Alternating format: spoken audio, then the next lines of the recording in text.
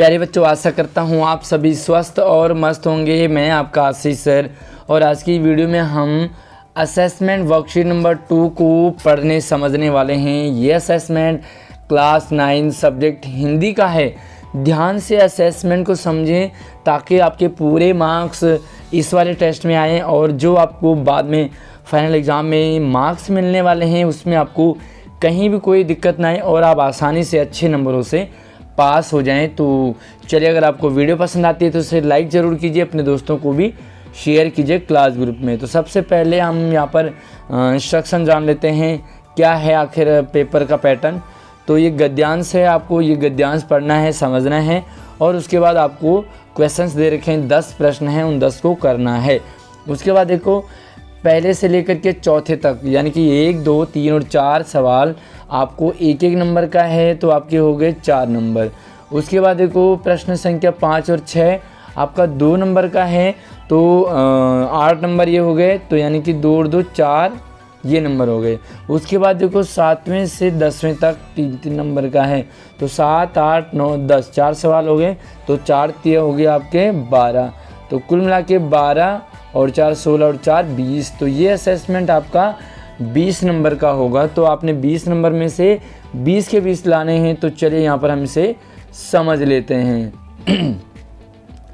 आज का युग वैज्ञानिक और औद्योगिक युग है। जो आज का जो टाइम है, पीरियड है, वो वैज्ञानिक युग है। सब चीज़ विज्ञान से ही हम प्रूव करते हैं और औद्योगिक यानी कि इंडस्ट्रियल में एक नए नए काम होते हैं।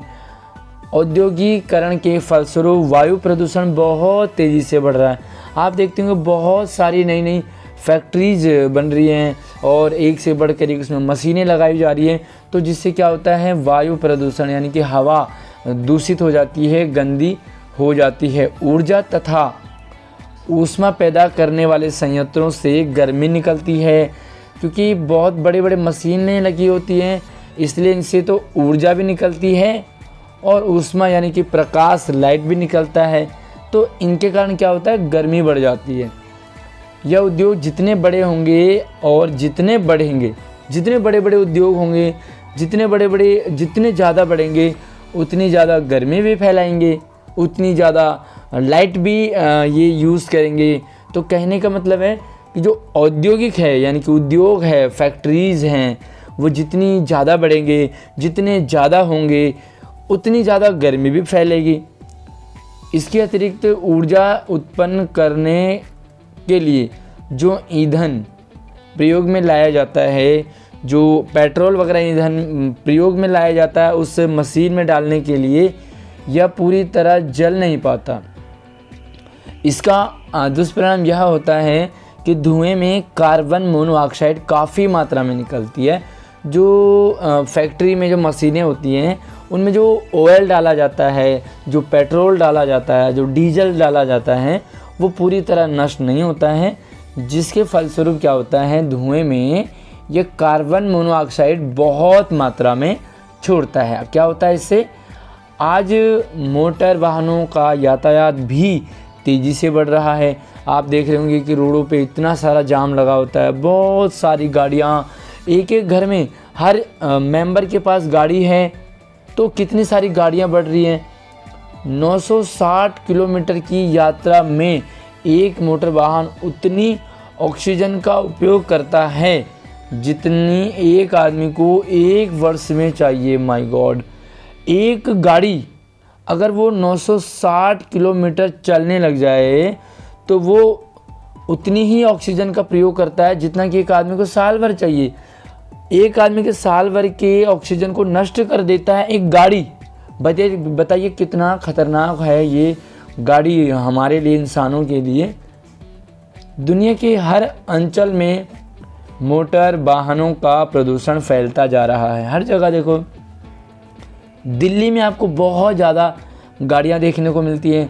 रेल का यातायात भी आशातीत रूप से बढ़ रहा है और ट्रेन भी बहुत तेज़ी से फैल रहे हैं। बड़े और नए नए बड़े बड़े ट्रेनें, ये एक्सप्रेस, वो एक्सप्रेस, ये राजधानी, वो वगैरह। हवाई जहाज़ों का चलन भी देशों में हो चुका है, हवाई जहाज़। लेकिन क्या ये हमारे लिए सही हैं? तेल शोधन, चीनी मिट्टी की मिलें, चमड़ा, कागज़, रबर आदि के कारखाने तेज़ी से बढ़ रहे हैं। रंग, वार्निश, प्लास्टिक के कारखाने बढ़ते जा रहे हैं। वह बहुत सारी गाड़ियाँ बढ़ रही हैं, हवाई जहाज़ बढ़ रहे हैं, इसी तरीके से फैक्ट्रीज़ भी ज़्यादा बढ़ रही हैं। और देखो उसी के बाद तेल भी ज़्यादा यूज हो रहा है, चीनी मिट्टी की मिलें भी बढ़ रही हैं, चमड़ा ज़्यादा यूज हो रहा है, कागज़ ज़्यादा यूज हो रहा है, रबड़ ज़्यादा यूज हो रहा है। तो बहुत सारी फैक्ट्रीज़ तेज़ी से बढ़ रही हैं। हर प्रकार के यंत्र बनाने के कारखाने बढ़ रहे हैं, हर एक नई नई फैक्ट्री खुल रही है, नए नए काम बढ़ रहे हैं।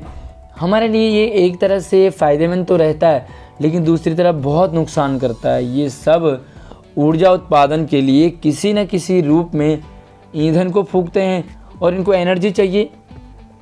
इनमें तेल डलेगा, किसी में पेट्रोल डलेगा, किसी में डीजल डलेगा, तो किसी में कुछ और डलेगा, कोई बिजली से चलेंगी। तो इनके लिए ईंधन बहुत ज़्यादा लगता है। ये अपने धुएं से सारे वातावरण को ख़राब कर देते हैं, गंदगी फैलाते हैं, हवा को गंदा करते हैं। या प्रदूषण जहाँ पैदा होता है वहाँ पर स्थिर नहीं रहता, बल्कि ये वायु प्रवाह में पूरी दुनिया में फैलता है। ज़रूरी नहीं है कि फैक्ट्री दिल्ली में लग रही है तो दिल्ली वाले ही इससे परेशान होंगे, फैक्ट्री अगर हरियाणा में लग रही है तो हरियाणा वाले ही, मतलब कि आसपास पूरे इलाके को कवर कर देता है और लोगों में अपना असर डालता है। लोग बहुत तेज़ी से बीमार पड़ते हैं। तो ये है आज का आपका वर्कशीट जो कि असेसमेंट है। अब हम देखते हैं इसका पहला सवाल क्या है। तो क्या करना आपने, इन सवालों के उत्तर लिखने हैं, साथ में प्रश्न भी उतारने होंगे ताकि आपके टीचर्स को आसानी होगी। वायु शब्द का पर्यायवाची शब्द, वायु पर्यायवाची जानते हैं, एक ही तरह के उसके नाम और क्या क्या होते हैं। तो हवा को और क्या क्या कहते हैं, पहले वाले सवाल में लिखोगे। दूसरे में आदमी शब्द का तत्सम, तत्सम यानी कि संस्कृत वाला रूप तत्सम कहते हैं। तो आदमी शब्द का तत्सम शब्द क्या होगा। तीसरा सवाल है दुनिया शब्द का समानार्थी शब्द क्या होगा। समानार्थी भी पर्यायवाची ही कहते हैं। तो दुनिया को और क्या कहते हैं और किस नाम से जानते हैं। तो ये भी 1 नंबर का, ये भी 1 नंबर का, ये भी 1 नंबर का। और चौथा सवाल भी 1 नंबर का, गर्मी शब्द का विलोम उल्टा लिखना है। तो पहला, दूसरा, तीसरा, चौथा, 4 सवाल आपके 1-1 नंबर के हो गए। अब हम बढ़ते हैं 2-2 नंबर के सवालों पर, और ये हैं 2 सवाल आपके लिए। चलिए थोड़ा सा इसे और मैं इसे बड़ा कर देता हूँ ताकि आपको क्लियर समझ में आए। आशातीत शब्द में मूल शब्द और प्रत्यय होंगी। आशातीत में कौन सा मूल शब्द है। तो इसके लिए क्या करोगे आप, यहाँ पे लिखोगे मूल शब्द और यहाँ पे लिखोगे प्रत्यय। ठीक है, तो जो भी आशातीत में मूल शब्द है उसे यहाँ लिखोगे और जो भी प्रत्यय उसे यहाँ लिखोगे। तो आपके 2 नंबर आपको पूरे मिल जाएंगे इस फॉर्मेट में लिखोगे तो। उसके बाद है दुष्परिणाम शब्द में उपसर्ग और मूल शब्द। अब आपने यहाँ पर देखो, ये मूल शब्द हो गया, प्रत्यय नहीं करना है दूसरे शब्द के लिए, यहाँ पे उपसर्ग आपका आगे लगता है। तो यहाँ पे आप लिख दोगे दुष्परिणाम में उपसर्ग क्या है और मूल शब्द क्या है। तो यहाँ भी आपके 2 नंबर पूरे हो जाएंगे। अब हम आगे बढ़ते हैं और आगे आपके लिए 3-3 नंबर के सवाल है। भैया धुएं में कितनी मात्रा, धुएं में किसकी मात्रा ज़्यादा निकलती है। थोड़ा से आंसर को आपने लंबा लिखना, एक्सप्लेन करना है।